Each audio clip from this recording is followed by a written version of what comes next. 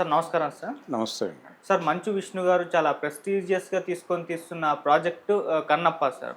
ఈ 'కన్నప్ప' మూవీకి సంబంధించిన రకరకాల పోస్టర్‌లు, టీజరు అండ్ రీసెంట్‌గా ఒక సాంగ్ కూడా రిలీజ్ చేయడం మనం చూస్తాం. అయితే చాలామంది భిన్నాభిప్రాయాలైతే వ్యక్తం చేస్తున్నారు దీనిపైన.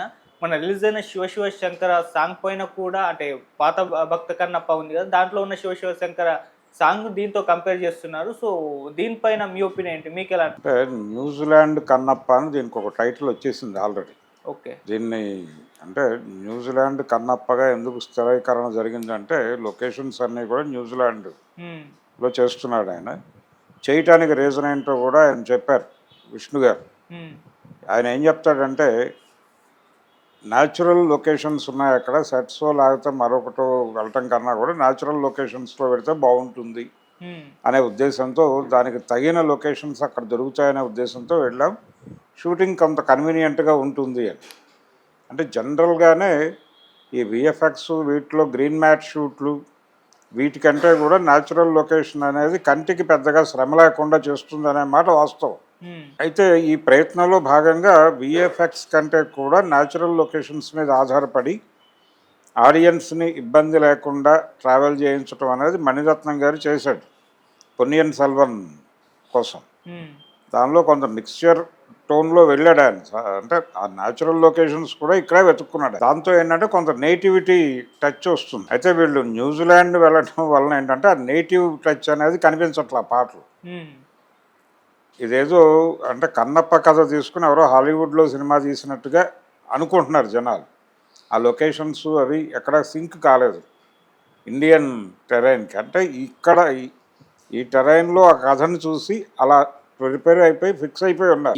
ఇలా ఆలోచించేటువంటి ఆడియన్స్కి అందులో చూపించినటువంటి శివలింగం మింగుడు పళ్ళ. అది మనం జనరల్గా మన సినిమాల్లో చూస్తున్నటువంటి శివలింగాలు కానీ మన గుళ్ళల్లో ఉండేటువంటి శివలింగాలకి భిన్నంగా ఉంది. ఇక్కడ శివలింగం అనే పేరుతో వారు చూపించినటువంటి ఆకృతికి జనరల్గా ట్రెడిషనల్గా చూస్తున్నటువంటి ఆకృతికి తేడా ఉంది. బహుశా వాళ్ళు ఏదన్నా పరిశోధించి ఇలా ఉండాలని నిర్ణయం తీసుకుని అలా చేశారేమో తెలియదు. కానీ దానికి సంబంధించిన వివరణలు లేవు. వాళ్ళు ఏదైనా క్లారిఫికేషన్ ఇస్తే ఇవ్వచ్చు. కొంత భిన్నంగా వెళ్ళాలి అనే ఉద్దేశంతో అలా డిజైన్ చేశారో దానికి ఏదన్నా రెఫరెన్స్ తీసుకున్నారా అనేది తెలియదు. కానీ ఇప్పటివరకు ఎక్కడా చూడని రీతిలో అయితే అందులో శివలింగం ఉంది ఆ పాటలో.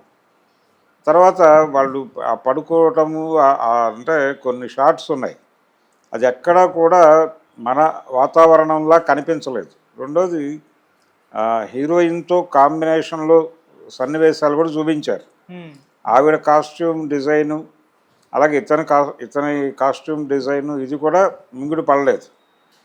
ఇలా చాలా ఇబ్బందులు ఉన్నాయి దానిలో. అలాగే ఈ పాడినటువంటి గానానికి ఈయన ఎమోషన్కి, ఈయన ప్రదర్శిస్తున్నటువంటి ఎమోషన్కి అక్కడ విజయప్రకాష్ పాడాడు.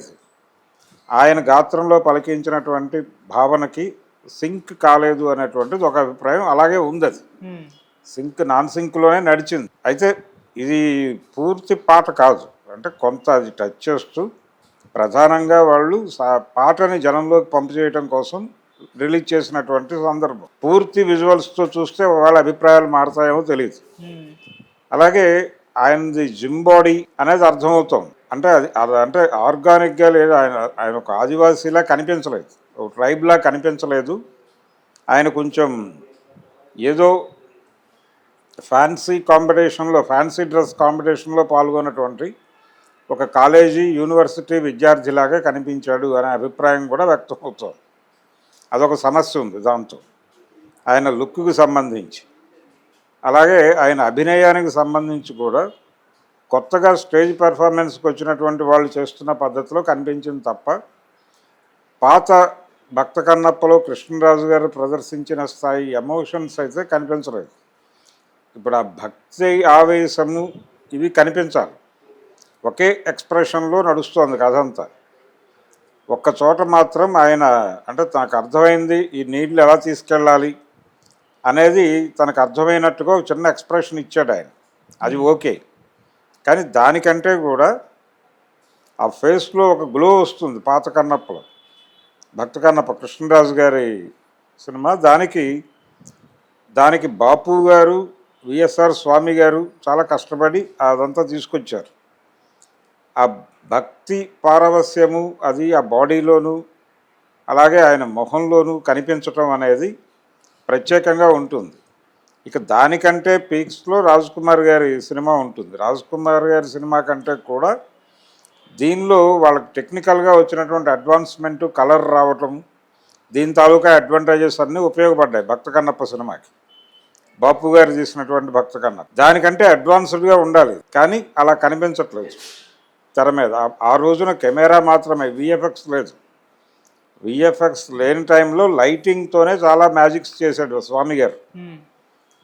ఇక్కడ ఆ మ్యాజిక్లు అవన్నీ ఏమీ కనిపించలేదు. ఆయన ఆ నదిలోకి వెళ్ళటము ఇవన్నీ కూడా విఎఫ్ఎక్స్ ఉంది.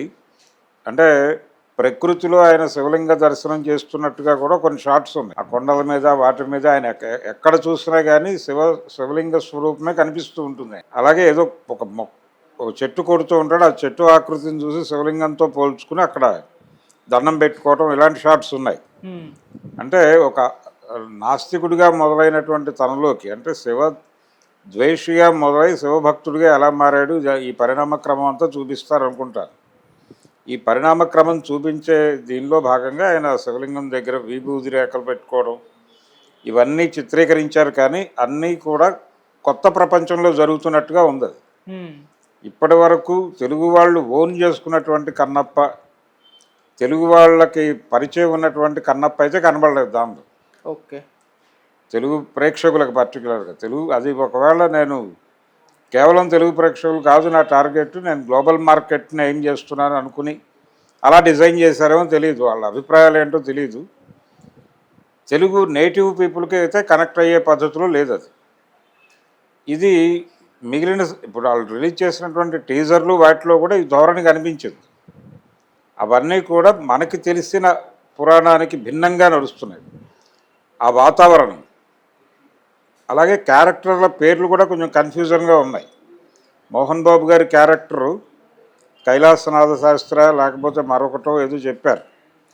అంటే పాత కాళహస్తీశ్వర మహత్యంలో లింగమూర్తి గారు పోషించిన పాత్ర, అలాగే భక్త కన్నప్పలో రావుగోపాలరావు గారు చేసిన పాత్ర, అలాంటి పాత్ర ఏమన్నా చేస్తున్నాడా ఈయన అనేది ఒక డౌట్ ఉంది. కానీ అలా కనిపించలేదు ఆ పాత్ర ఆహార్యం, ఇంకేదో క్యారెక్టర్ లాగా కనిపిస్తోంది. ప్రభాస్ది కూడా అంతే.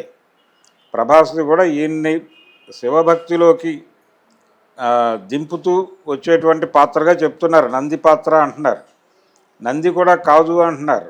ఏమిటో క్లారిటీ లేదు. అంటే గతంలో మనం చూసినటువంటి కాళహస్తీశ్వర మహత్యము అలాగే భక్త కన్నప్పల కంటే భిన్నమైనటువంటి కథ ఏదో చూపించబోతున్నారు అనే సందేహాలు ఉన్నాయి. ఈ భిన్నమైనటువంటి కథాంశం జనాలకు ఎలా కనెక్ట్ అవుతుంది అనే దానిలో సందేహాలు. ఏది ఏమైనా కానీ ఒక క్యూరియాసిటీ, ఒక చర్చ అయితే రేపుతోంది ఈ పాట. ఈ క్యూరియాసిటీ, ఈ చర్చతో, ఈ అనుమానాలతోనే థియేటర్కి జనాలు వెళ్ళొచ్చు. వెళ్ళిన తర్వాత అక్కడ కన్విన్స్ అయితే సినిమా రేంజ్ పెరిగిపోతుంది, కన్విన్స్ కాకపోతే ప్రమాదం అవుతుంది. మరి మంచు విష్ణు గారు ఏం చేస్తాడో చూద్దాం.